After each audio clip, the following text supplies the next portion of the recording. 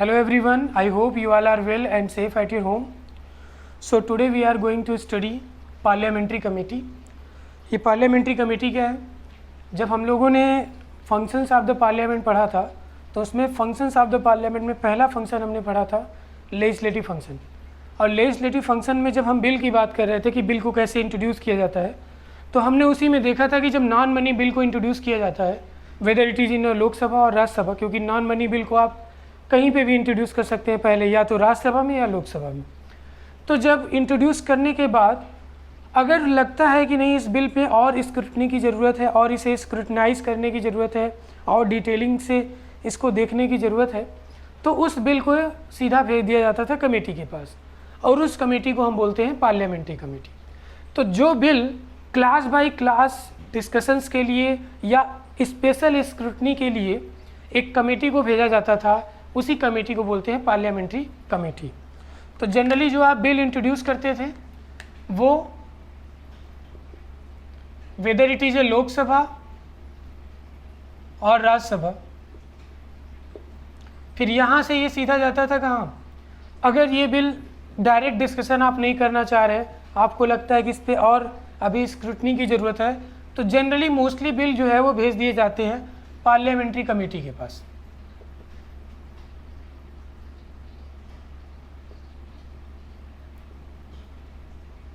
और ये parliamentary committee अपना एक रिपोर्ट बना के फिर से लोकसभा में, अगर लोकसभा ने इसको भेजा है तो लोकसभा को, और अगर राज्यसभा ने पार्लियामेंट्री कमेटी को भेजा है तो राज्यसभा को ये अपनी रिपोर्ट वापस करते हैं, और उसके बाद फिर उस पर डिस्कशन और डिबेट करके जनरली मोस्टली इसके जो भी रिकमेंडेशंस होते हैं एक्सेप्ट करते हुए थोड़े बहुत चेंजेस करके इसको पास कर दिया जाता है।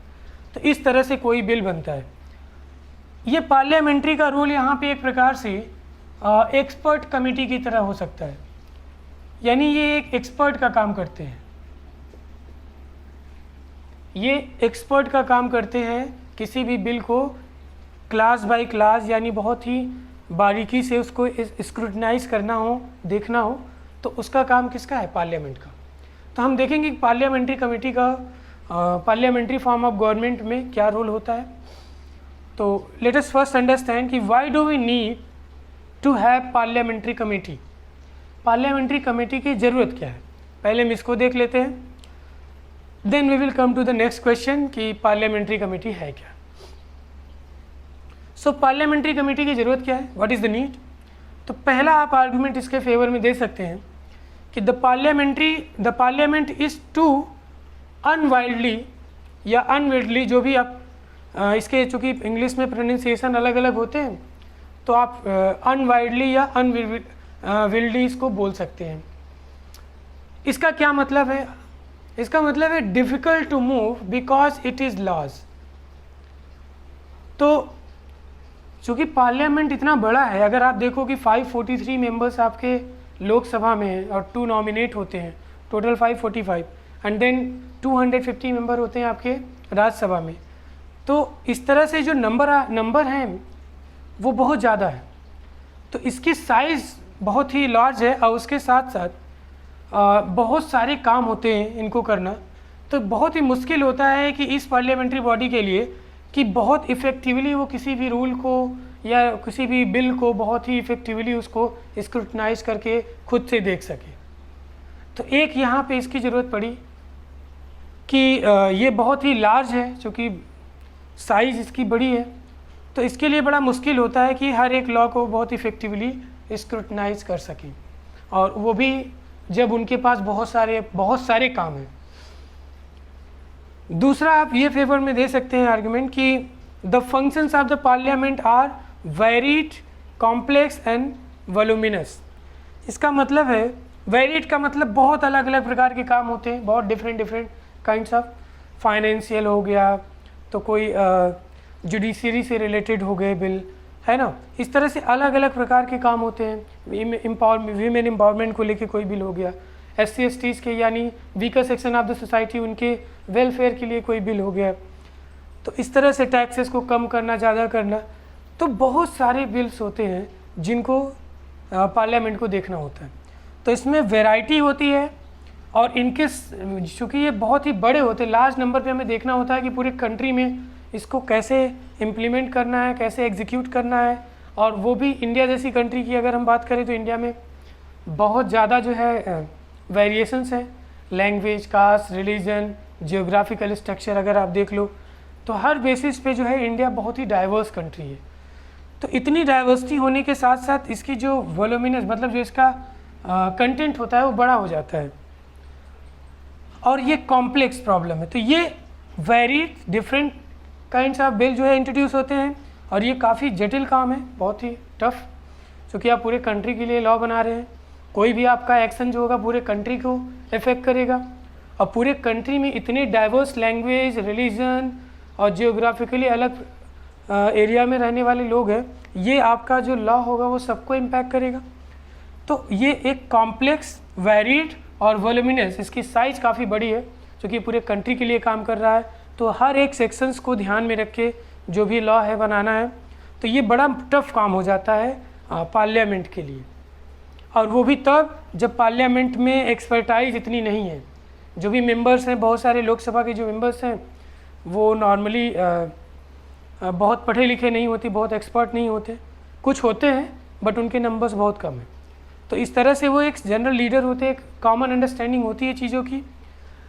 मोस्ट ऑफ द जो मेंबर्स होते हैं उनको उतनी समझ नहीं होती और उनसे हम अगर इस तरह के काम करवाएं तो बहुत ही मुश्किल काम है। तो एक ये आर्ग्यूमेंट आप दे सकते हैं, the functions of the parliament are varied, complex and voluminous. और तीसरा आर्ग्यूमेंट आप दे सकते हैं कि it has neither adequate time nor necessary expertise to make a detail scrutiny of all legislative measures and other matters.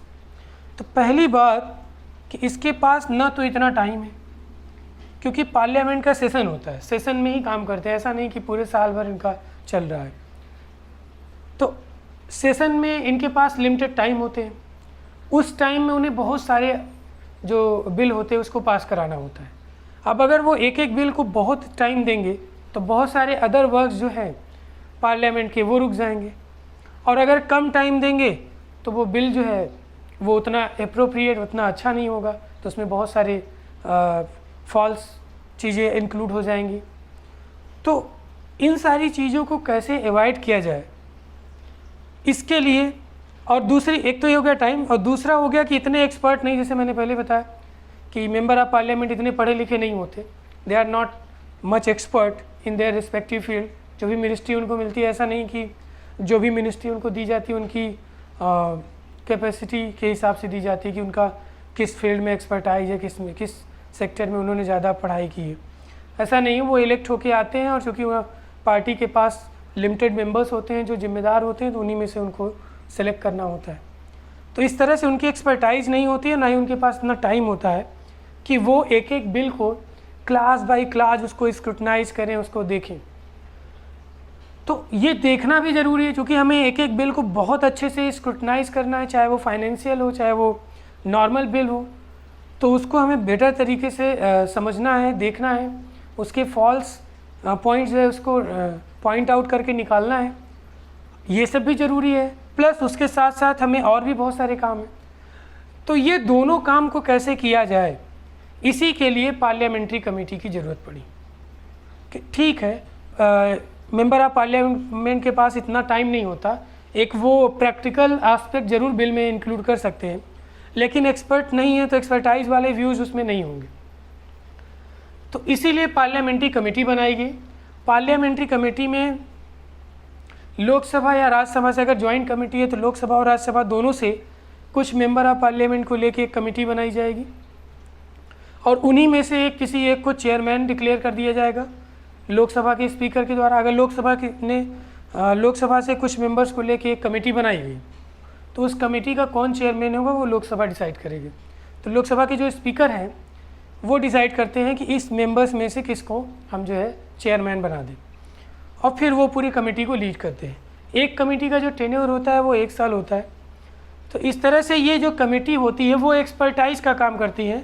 अलग अलग ministries के लिए अलग अलग कमेटी बनाई गई है और वो कमेटी हर एक बिल को प्रॉपरली स्क्रूटनाइज करके लोकसभा या राज्यसभा को वापस रिपोर्ट देते हैं। और फिर उसी रिपोर्ट पे जो है डिस्कशन करके उसको पास कर दिया जाता है और वो लॉ बन जाता है। इस तरह से किसी भी बिल को लॉ बनने के लिए सबसे जो टफ प्रोसीजर है वो है पार्लियामेंट्री कमेटी। जब पार्लियामेंट्री कमेटी के पास वो जाता है तो उसमें जो कमियां होती हैं वो बहुत हद तक फाइंड आउट करके उसको निकाल दिया जाता है। तो ये तो नीड थी पार्लियामेंट्री कमेटी की कि हम किस तरह से उसमें जो कमी है उसको फाइंड आउट करें और उसमें एक्सपर्ट व्यूज़ को ऐड करें। तो उसके लिए ज़रूरी था कि हम कमेटी बनाएं और बहुत सारी कमेटी है पार्लियामेंट्री कमेटी जो अलग अलग डिपार्टमेंट को, अलग अलग मिनिस्ट्री को हेल्प करते हैं। तो फ़िलहाल हम नीड में 3 पॉइंट्स दे सकते हैं। एक तो ये कि ये बहुत ही लार्ज है साइज़ में, दूसरा ये कि इसकी ये बहुत कॉम्प्लेक्स, वेरीड एंड वोल्यूमिनस है साइज़ में, और तीसरा कि इस नीदर इनके पास न तो बहुत ज़्यादा समय होता है पार्लियामेंट के पास और ना ही इतनी एक्सपर्टाइज होती है कि वो एक एक चीज़ को देख सके। ये तो हो गई नीड। दूसरी बात कर लेते हैं कि पार्लियामेंट्री कमेटी है क्या। सो पार्लियामेंट्री कमेटी क्या है? पार्लियामेंट्री कमेटी इज़ अपॉइंटेड और इलेक्टेड बाय द स्पीकर और चेयरमैन। तो या तो स्पीकर जो है लोकसभा में होते हैं, जो हेड होते हैं, जो पूरे डे टू डे वर्क को एडमिनिस्टर करते हैं, और जो राज्यसभा में इस काम को करते हैं, राज्यसभा की असेंबली को जो एडमिनिस्टर करते हैं, वो होते हैं चेयरमैन। तो स्पीकर या चेयरमैन वो अपॉइंट करते हैं मेंबर्स को, या तो फिर हाउस मिलके इलेक्ट करे, या तो फिर स्पीकर या चेयरमैन जो होते हैं वो अपॉइंट करते हैं। जैसे लोकसभा में कोई कमेटी बनानी है तो वहाँ के स्पीकर जो है उसको देखेंगे कि कौन कौन से मेंबर को लेके हम बना दें, और वैसे ही वहाँ पे राज्यसभा में चेयरमैन करते हैं। Works under the direction of the speaker and chairman. अगर वो कमेटी लोकसभा के अंडर में है तो उसको स्पीकर के डायरेक्शन में काम करना होगा, और अगर वो कमेटी राज्यसभा के अंडर में है तो चेयरमैन के डायरेक्शन पे उसको काम करना पड़ेगा। इस तरह से जो जिस भी सभा की कमेटी होती है, लोकसभा की है तो लोकसभा के अंडर में, और राज्यसभा की है तो राज्यसभा के अंडर में वो काम करते हैं। Presents its report to the house और टू द स्पीकर और चेयरमैन। तो या तो ये हाउस को रिपोर्ट करता है, जैसे अगर मान लीजिए लोकसभा में बिल आपने पेश किया, फिर उसको आपने पार्लियामेंट्री कमेटी के पास भेज दिया, पार्लियामेंट्री कमेटी जो अपना रिपोर्ट बना लेगा तो वो लोकसभा को फिर से वापस करेगा। ऐसे मान लीजिए कि आपने पहले राज्यसभा में इंट्रोड्यूस किया बिल को, तो राज्यसभा से आपने पार्लियामेंट्री कमेटी के पास भेजा, तो फिर पार्लियामेंट्री कमेटी जो भी रिपोर्ट बनाएगा वो किसको भेजेगा? राज्यसभा को। फिर राज्यसभा उस पर डिस्कशन करके पास करेगा तो वो जाएगा लोकसभा के पास। इस तरह से ये प्रेजेंट करते हैं its report to the house या फिर टू द स्पीकर और चेयरमैन। अब जैसे लोकसभा से गया है पार्लियामेंट्री कमेटी के पास तो लोकसभा के स्पीकर को दिया जाएगा। अगर राज्यसभा के में इंट्रोड्यूस हुआ है और राज्यसभा से पार्लियामेंट्री कमेटी के पास जाता है तो पार्लियामेंट्री कमेटी राज्यसभा के चेयरमैन को वापस करेंगे रिपोर्ट। तो ये हो गया आपका तीसरा पॉइंट। और चौथा जो है, जो लास्ट है, has a secretariat provided by the Lok Sabha and the Rajya Sabha. यहाँ पे सेक्रेटरीट होता है। सेक्रेटरीट क्या होता है? सेक्रेटरी लेवल के जो ऑफिसर्स होते हैं, तो यहाँ पे सेक्रेटरीट का मतलब है ऑफिस से, जिसमें सेक्रेटरी जो IAS में प्रमोट होते हैं सेक्रेटरी बनते हैं। सेक्रेटरी को ऐसे भी आप समझ सकते हैं सीक्रेट कीपर, क्योंकि ये बहुत सारे कॉन्फिडेंशियल काम में इन्वॉल्व रहते हैं गवर्नमेंट के, जो पब्लिक में आ जाए तो वो सही नहीं है, क्योंकि वो फिर पब्लिक में आने का मतलब है कि वो दूसरी कंट्रियों को भी पता चल जाएगा। तो बहुत सारे ऐसे काम होते हैं जो सीक्रेटली करने होते हैं, कॉन्फिडेंशियल काम होते हैं, तो इसीलिए इसको सेक्रेटरी बोलते हैं। जो इसमें काम करते हैं वो सेक्रेटरी जो है इंडिविजुअल पर्सन होते हैं। और सेक्रेटरीट का मतलब एक ऑफिस जिसमें सेक्रेटरी लेवल के ऑफिसर्स होते हैं, और ये जो है वो इनको हेल्प करते हैं पार्लियामेंट्री कमेटी में, क्योंकि पार्लियामेंट्री कमेटी जो बनती है उसमें भी मेंबर ऑफ पार्लियामेंट ही होते हैं। तो वही मेंबर जो पहले से ही बहुत एक्सपर्ट नहीं है, लेकिन चूँकि उनकी नंबर्स कम है तो वो चूँकि अब उसमें और डिटेलिंग करेंगे और उनको हेल्प करने के लिए सेक्रेटरीट रहेंगे। और ये जो सेक्रेटरीट ऑफिस होगी ये उनको पूरी तरह से हेल्प करेगी। हर एक मिनिस्ट्री के लिए, हर एक कमेटी के लिए अलग सेक्रेटरीट होती है जो उनको हेल्प करते हैं। तो इस तरह से ये है आपकी parliamentary committee. is appointed or elected by the chairman or the speaker, works under the direction of the speaker or chairman, presents its report to the house or to the speaker or the chairman, and the last has a secretariat provided by the Lok Sabha or the Rajya Sabha. तो लोकसभा या राज्यसभा के द्वारा उसे secretariat provide किया जाता है। तो ये था पूरा पार्लियामेंट्री कमेटी के बारे में। नेक्स्ट वीडियो में हम बात करेंगे क्लासिफिकेशन ऑफ कमेटी। तो उसमें हम देखेंगे कि कितने प्रकार की कमेटीज़ होती हैं। जनरली 2 तरह के होते हैं, स्टैंडिंग पार्लियामेंट्री कमेटी और एड हॉक पार्लियामेंट्री कमेटी। अब इस पर डिटेलिंग हम कल करेंगे। Thank you.